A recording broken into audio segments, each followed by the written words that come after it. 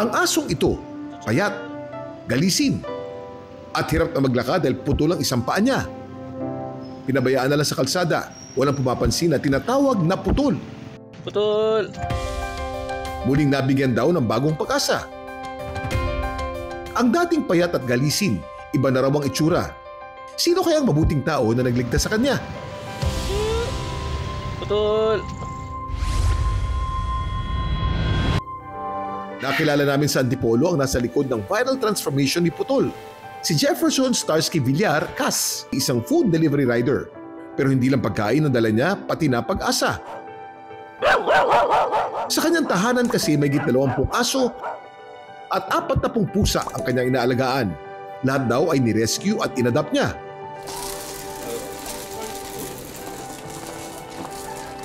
Bata pa lang po ako, may alaga na kami sa family namin.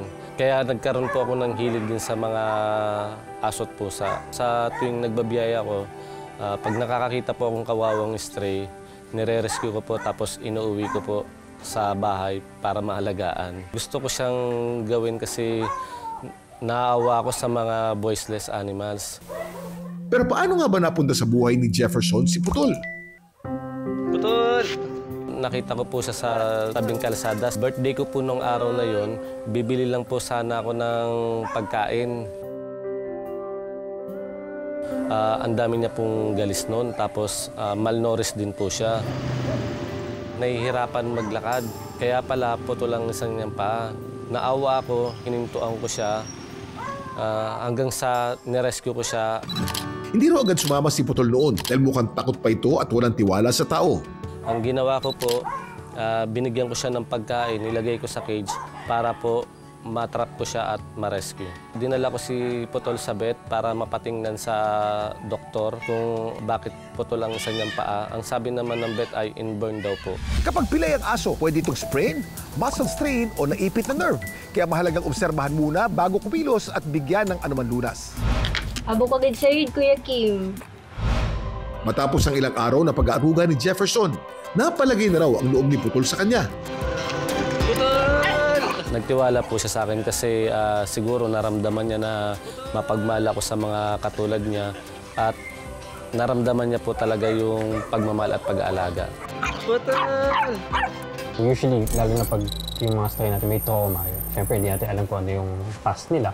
So, ang approach dyan palagi is dahan-dahan. Gradual process yan. So, unti-unti mong kukunin yung loob niya. Tapos, ayun, makikita naman dun sa video na naging maamo nga sa kanya. So, continuous na positive interaction palagi. Putol! Excited na ba kayo makita ang mga pagbabago kay Putol? Teka lang daw dahil nag-aayos pa siya. Sige lang Putol, just take your time. Pakilala na muna namin ang isa pang one-of-a-kind doggy sa buhay ni Jefferson. Siya naman si Pikit o Kit-Kit na siyang palayaw ni Jefferson sa kanya. Maliit pa lamang daw si Kit-Kit nang ma-rescue niya at tulad ni Putol, may kapansanan din. Pinanganak si Kit-Kit ng walang mga mata. Si Kit-Kit po, may higit 1 taon na rin po sa akin. Tuta po siya na inabandon na sa tabing kalsada din. Bulag po siya, yung dalawa niyang mata hindi po nakakakita. Si Kit-Kit nga raw ang pinakamalambing sa kanyang mga aso. Wala man siyang paningin, pero nararamdaman niya na sobra-sobra yung pagmamahal ko sa kanya. Kahit na walang paningin si Kit-Kit, hindi ibig sabihin ay limitado ang kanyang mundo. Actually, mas malawak pa nga. Kasi si Kit-Kit, naka-superpower mode palagi. Gamit niya ang isa sa pinakamalakas na kakayahan ng mga aso, ang kanilang pang-amoy. Alam niyo bang ang ilong ng aso ay hindi basta-basta? Ang kanilang pang-amoy ay halos 40 times na mas matindi kaysa sa atin. Kaya nilang ma-detect ang amoy ng mga pagkain, pati ang mga emosyon ng tao, kaya mahusay din silang therapy animals laban sa anxiety at stress. Abo ka ganyan si Yod, Kuya Kim. Nais si Jefferson magkaroon ng forever home ang mga aso at pusa na nare-rescue niya. Yung mga nare-rescue ko po, nire-rehabilitate ko, and then pinapa-adapt ko po. Marami na po akong napa-adapt. Sa katunayan, hindi ko na mabilang. Kapag nakakita po kayo ng mga stray animals, kung maaari ay huwag niyong sasaktan.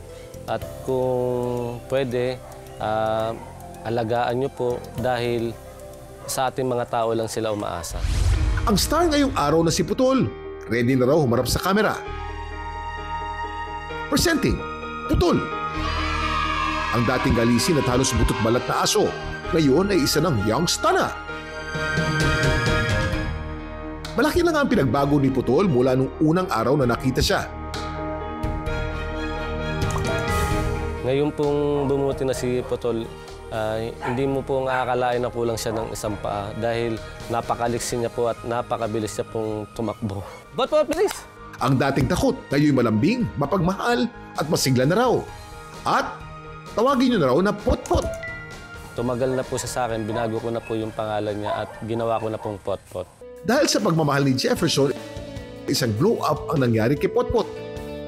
Ang sakit sa balat, wala na. At ang tubo ng balahibo, ang ganda na.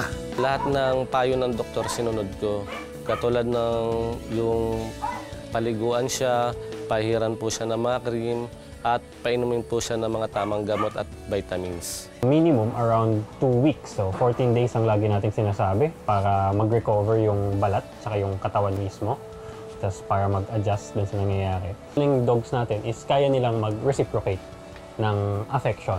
So if you give them yung love tsaka yung proper attention and yung respect dun sa hayop, ibabalik nila yan.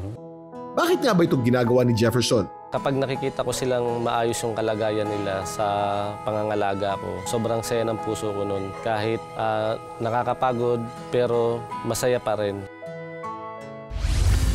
Malayo ang pwedeng marating ng tunay na pagmamahal, kagaya na lang ni Jefferson sa kanyang mga alagang hayop at ang bagong buhay na nabigay niya sa kanila. Dahil tao man o hayop, lahat deserve ang kabaitan. Be kind, mga kapuso. Ang dami mong alam, Kuya Kim.